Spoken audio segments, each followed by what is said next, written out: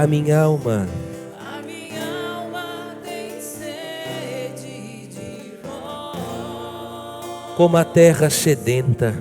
como a terra sedenta, ó meu Deus. Mais uma vez, a minha alma tem sede. A minha alma tem sede de vós, Como a terra sedenta. como a terra sedenta, ó meu Deus. Meus queridos filhos e filhas, nós estamos celebrando o 12º domingo do tempo comum.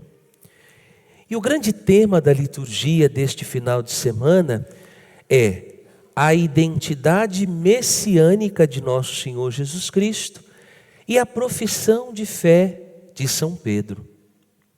Quando nós ouvimos a primeira leitura tirada do livro do profeta Zacarias, o profeta nos diz assim: derramarei sobre a casa de Davi e sobre os habitantes de Jerusalém um espírito de graça e de oração, e eles olharão para mim. Em um outro texto do Evangelho de São João, nosso Senhor diz assim aos seus discípulos: quando eu for elevado, atrairei todos a mim. Então, o que a gente pode intuir desta primeira leitura da profecia de Zacarias? Duas coisas importantes. A primeira, os profetas do Antigo Testamento têm como objetivo da sua profecia fazer com que o povo de Israel entenda que o que eles estão vivendo, ou seja, que a experiência que eles estão passando de sofrimento, de opressão, de escravidão, isto tem um tempo. E este tempo será realmente encerrado quando o Messias chegar. Quando o Messias chegar, acontecerá uma grande libertação deste povo. Este povo que está aguardando para ser livre da opressão dos inimigos e de todas as realidades de sofrimento. Quando o Messias chegar, eles não mais passarão por esta experiência. Só que como que eles vão saber que o Messias chegou? Porque nós que já estamos aqui mais de 2000 anos depois, nós já sabemos o final da história.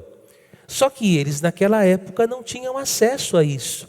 E muitos eram os profetas que se levantavam dizendo ser eles o Messias. Então, como eu vou conseguir identificar que o Messias chegou, que é realmente o Messias que está no meio de nós? Então Deus, que não quer que o seu povo caminhe na confusão, na ignorância, Deus então vai dizer: quando o Messias chegar, vocês vão conseguir identificá-lo por conta das obras que ele vai fazer. Quando o Messias chegar, e isso o profeta Isaías diz, os cegos enxergarão, os mudos falarão, os coxos andarão, os mortos voltarão à vida. Então percebam, gente, que já no Antigo Testamento, a identidade do Messias está sendo construída. E aqui nós vamos compreender a finalidade das obras que Jesus vai realizar. Em um outro texto do Evangelho, nosso Senhor vai dizer assim: quem quiser saber quem eu sou, basta olhar para as obras que eu faço. Porque as obras que eu faço, elas glorificam o meu Pai. E quem me vê, vê o Pai. Olha que coisa extraordinária. Nós começamos a entender então que os milagres não acontecem sem um objetivo.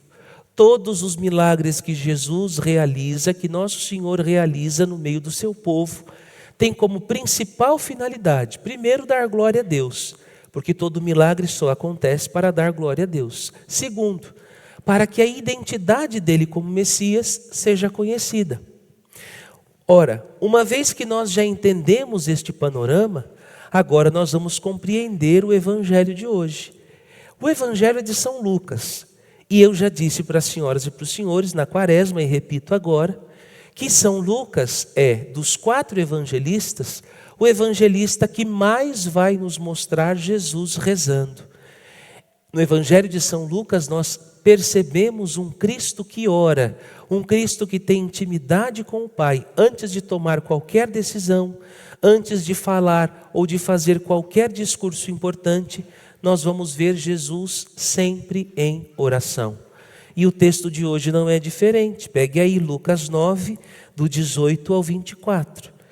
Este texto do Evangelho nós vamos dividir hoje ele em 3 partes, para que a gente consiga entender a grande mensagem do Evangelho de hoje.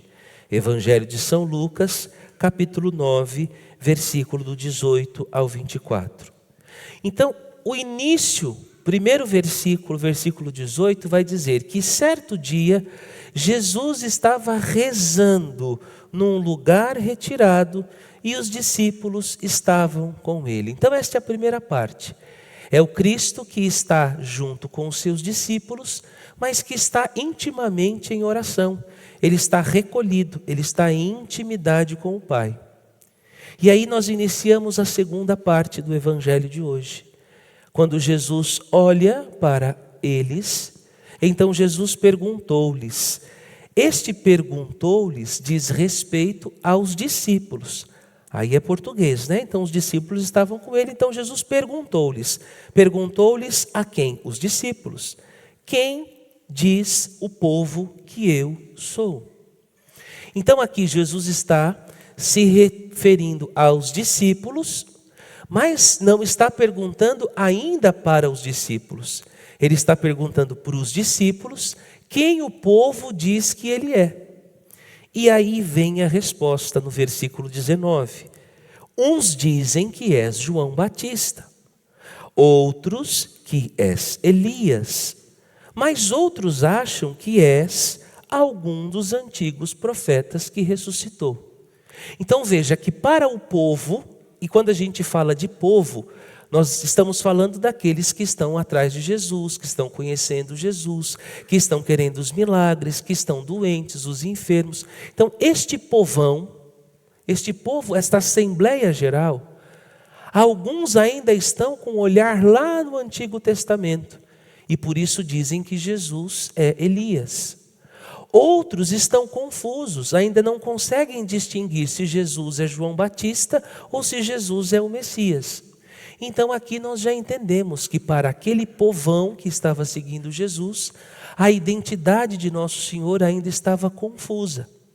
Por que alguns dizem que ele é Elias? Porque Elias no Antigo Testamento é o maior dos profetas. Na vida de Elias nós vamos ver muitos dos milagres que Jesus vai realizar depois. Por exemplo, aquele episódio quando Elias vai à casa da viúva de Sarepta. Vocês vão recordar, as senhoras e os senhores, aquela viúva tinha só um punhado de farinha e um pouquinho de azeite.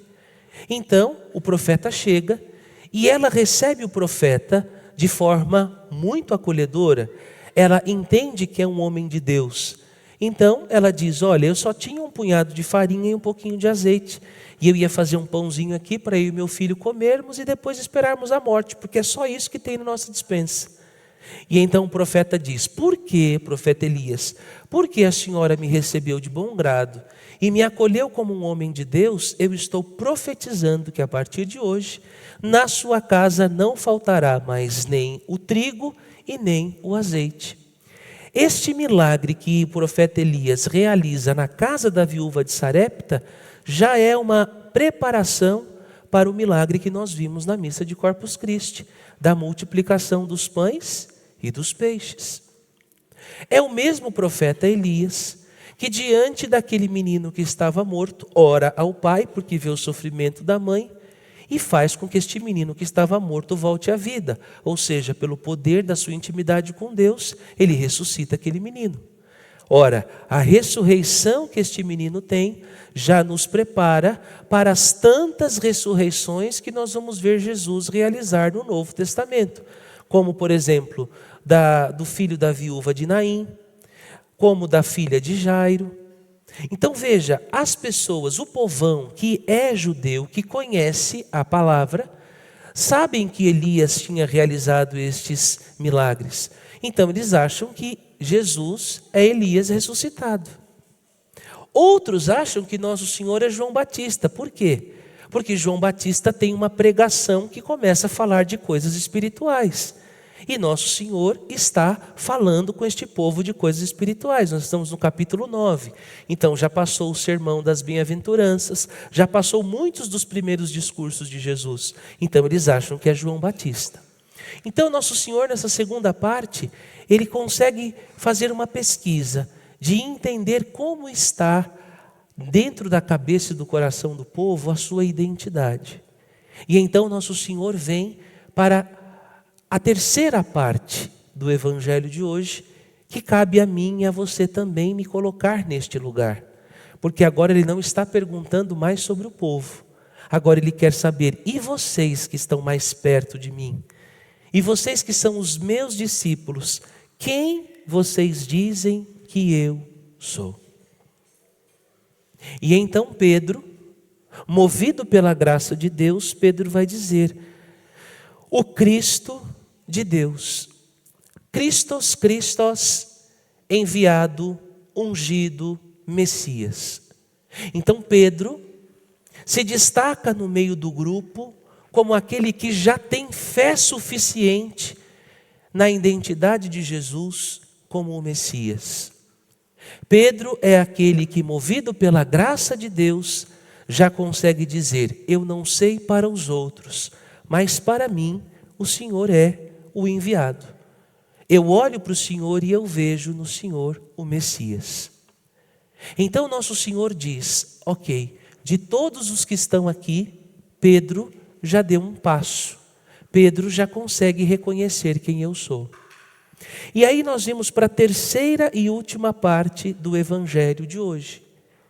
Uma vez que nosso Senhor percebe que Pedro já deu o passo, então nosso Senhor está dizendo para Pedro e para os outros que para segui-lo é necessário termos uma segunda conversão.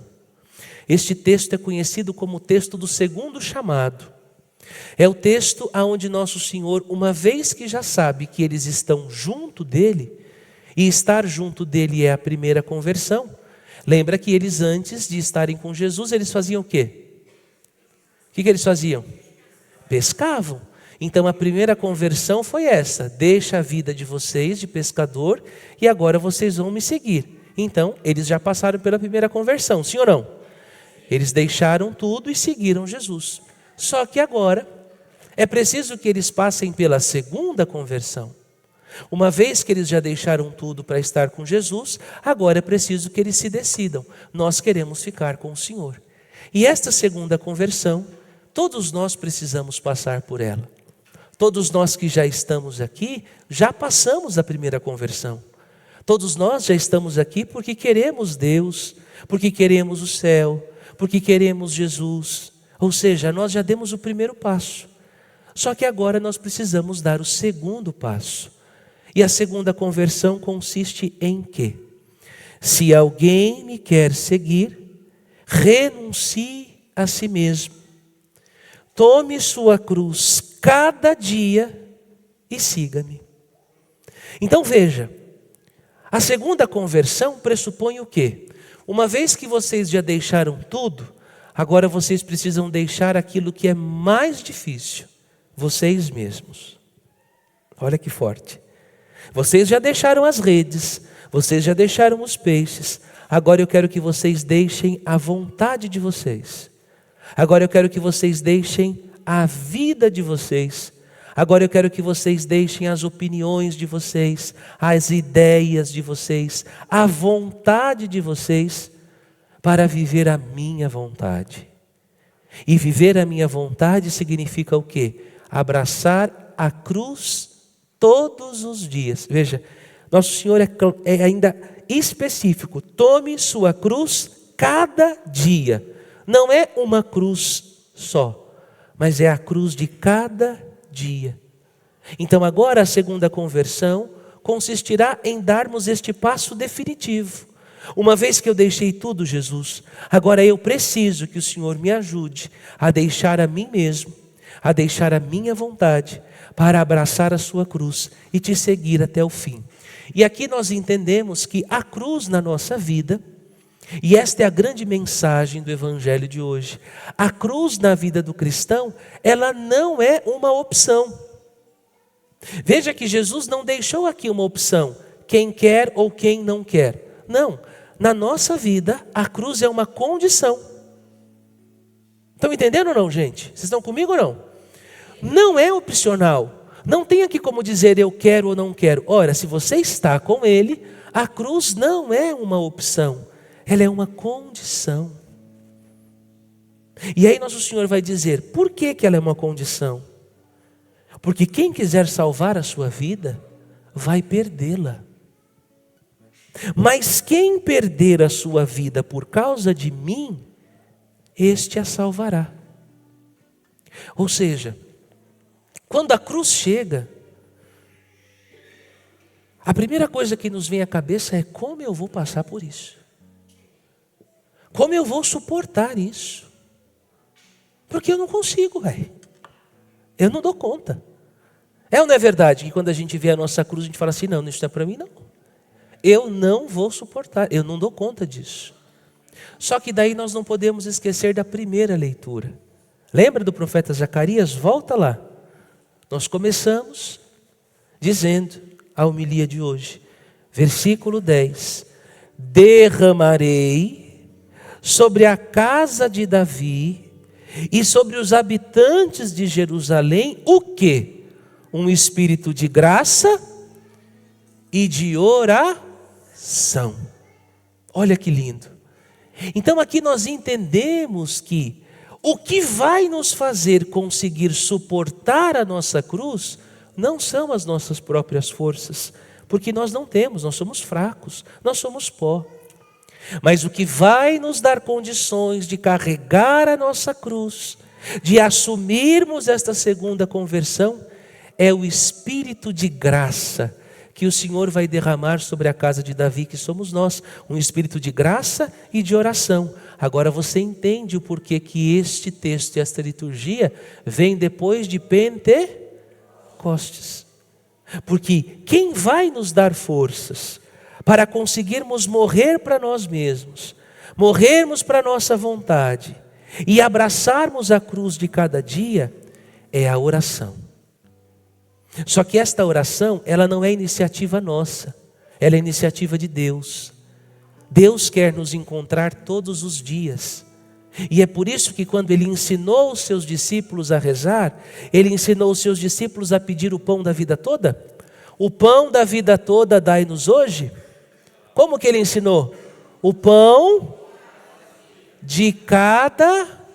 E por que que Ele nos ensinou a pedir o pão de cada dia? Porque para a cruz de cada dia, olha que lindo isso. Por isso que eu digo que quando a gente começa a ler a Bíblia e entender a palavra, a vida da gente muda, meus filhos. Ora, se é uma cruz de cada dia, se cada dia eu tenho que abraçar esta cruz, e eu sei que pelas minhas próprias forças eu não vou conseguir, então calma.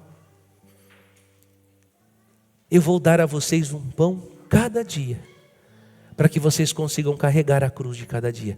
Para carregar a cruz de cada dia, vocês precisam vir a mim todos os dias. E todos os dias, quando vocês vierem a mim na oração, eu vou dar o pão para a cruz de hoje. Por isso que as pessoas não entendem. As pessoas falam assim, nossa, mas você vai na missa de novo? Você não foi semana passada? Mas, peraí. O pão da semana passada, ó, já foi. O pão de amanhã nem está assado ainda. Eu preciso vir buscar o pão de hoje. Aí depois que acaba o dia de hoje, amanhã já não vai ser mais amanhã. Amanhã vai ser hoje. Aí eu vou buscar o pão de hoje. E assim sucessivamente. De pão em pão. E que pão é esse? A Eucaristia. Que pão é esse? A palavra. Então veja, todos os dias. Por isso que nós começamos a gravar. Porque as pessoas falam assim, padre, é tão bom ouvir suas homilias, mas a gente não sabe, padre, durante a semana. Então tudo bem, então vamos ter lá gotas de esperança. 2 minutos e meio, no máximo, todos os dias, o evangelho de cada dia. Ou seja, é o pão de cada É o pão de cada dia. É o pão de cada dia. E por isso que nós colocamos 6 horas da manhã, hein? 6 horas da manhã já está lá. No Instagram, já está lá no YouTube, para quê? Para que você comece o dia, porque o pão do dia tem que estar, o pão tem que estar cedo, não é? Eu assustei quando eu cheguei aqui em Bragança, primeira fornada de pão, 9 da manhã, e falei, minha Nossa Senhora, mas 9 da manhã eu já estou, não é? Não, o pão tem que ser cedinho, porque Deus ajuda. 6 horas já tem que levantar, já comer o pão da palavra e perna para quem te quer. Então é todos os dias, porque para cada dia nós vamos ter um desafio. Para cada dia nós vamos ter uma batalha espiritual. Para cada dia nós vamos ter um enfrentamento no trabalho, um enfrentamento em casa, um enfrentamento na escola, um enfrentamento na rua. Então para cada dia, Jesus, eu preciso ir à fonte. E o que o salmista disse? A minha alma tem o quê? Sede de quem? De vós, de Deus. Ou seja, o salmista está dizendo, para saciar a fome de cada dia, vocês precisam ir para a fonte. E a fonte sou eu. Lembra quando Jesus encontrou com aquela mulher no poço de Jacó? Ele falou, se vocês soubessem quem é que está pedindo de beber a vocês, vocês não iam se esquecer nunca mais. Porque a água que você vem buscar todos os dias aqui, é uma água que só mata a sede do corpo. Mas a água que eu quero dar a vocês é uma água que não só mata a sede do corpo, mas mata a sede da alma. Por isso vamos cantar o nosso salmo, pedindo a Jesus que venha encher a nossa talha, que venha nos dar o alimento de cada dia, para carregarmos a cruz que nos espera.